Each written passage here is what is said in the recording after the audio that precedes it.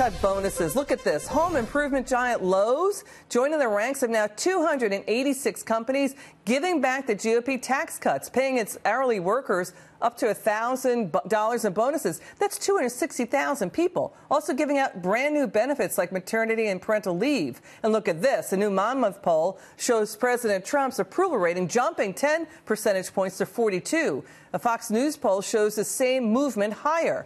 The president tweeting out this: heading to beautiful West Virginia to be with great members of the Republican Party. We'll be planning infrastructure, immigration, discussing DACA. Not easy when we have no support from the Democrats. Not one Democrat voted for tax cuts. Need more Republicans to win in 2018. Let's bring in former special assistant to President Trump, Marc Lotter. Good to see you, Marc. Good to see you, Liz. All right, the midterms, they're up in the air. We know that. There's a lot of, I think, 34, 35 Republicans retiring. Nancy Pelosi wants to be House Speaker again to impeach President Trump. Will Republicans be able to hold on to control of Congress with economic growth stories? I'm really encouraged that we will, and the reason you just outlined it. Look at all of the companies that are growing, expanding, giving raises, giving bonuses. That's more money in people's pocketbooks, and there is not a single Democrat that can say they supported it. In fact, many of them will be campaigning to take that money out of the Americans' pockets. That is not a good way to be selling yourself in November. Yeah, nothing says I have no ideas when Chuck Schumer starts citing President Obama. They have the policy ideas. The vacancy there is a real issue for the Democrat Party. And, Marc, here's the important point that Dan Henninger of the Wall Street Journal makes. Bill Clinton faced impeachment in 1998, but Democrats actually gained 5 seats in the House and held on to the Senate. Why? Because the jobless rate dropped to 4.5% from 7.5% when he was elected. It's the economic growth story that could save the Republicans control of Congress, right?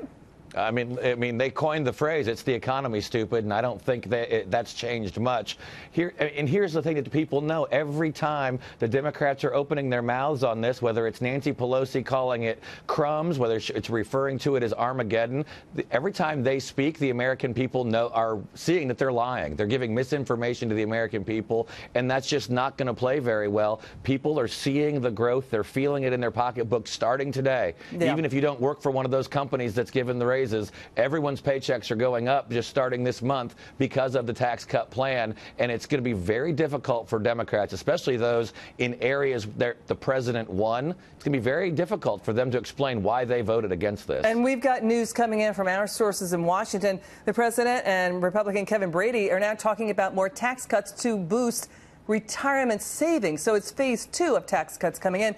To your point, Marc, Democrat Nancy Pelosi, here's her latest attack on the president and the State of the Union address. She's now saying the Statue of Liberty is crying. Let's watch. People in Congress want to know, some of them, what will the president sign?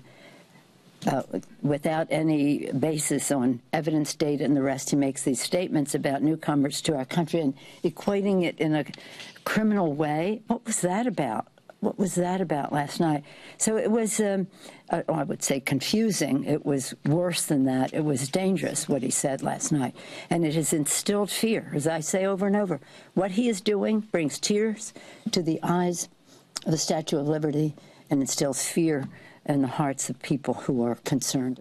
You know, I got to say, you don't double down on class warfare rhetoric when the economy is growing. Marc, the history, I don't understand the Democrats right now. They are in total collapse mode. And I say that, Marc, honestly, because I come from a long line of New York Democrats. My mother was a Reagan Democrat. My grandmother campaigned for Al Smith. Here's the problem. You know, even if the approval rating goes up, you saw FDR's approval rating go up, Truman, Ike Eisenhower, they still lost big time at the midterms. Who wins? The economy. When the economy is growing, that's the party that's going to keep control. That's the answer. You can go back and look at the historic Reagan tax cuts that were delayed. He took a big beating in that first midterm and then turned around 18 months later and won 49 of 50 states. Look, every time Nancy Pelosi opens her mouth right now, she's doing a benefit to Republicans. It's so far over the top, so out of touch with what Americans know to be true, that it's actually a benefit for Republicans who are going to go out there, and it's going to be very difficult for Democrats to sit there and align themselves themselves over and over again with Nancy Pelosi, Chuck Schumer, and the people who want to take money out of your pocket, who want to ignore genuine threats to our safety like MS-13, like ISIS. These are the people that have failed our country in the past. It is a catastrophic collapse what's going on. Losses at all levels of government. Yeah, they'll say Nancy Pelosi raises a lot of money, $500 billion or whatever over the last 10 years. But Mark, here's the thing. Nancy Pelosi is now saying 86 million Americans are going to see their taxes go up because of the Republican tax cuts. That's a flat-out lie. It's nonsense. It's wrong. She's misleading the American people. You want to know why? She's talking about 10 years down the road when the tax cuts expire. That means Democrats like Nancy Pelosi are going to let them expire and let the taxes go up, right?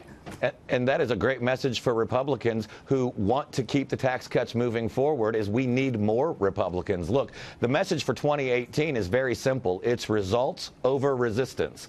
We've got the results to be able to prove it. Republicans can go out there and champion it. And right now, the only thing the Democratic Party stands for is not standing.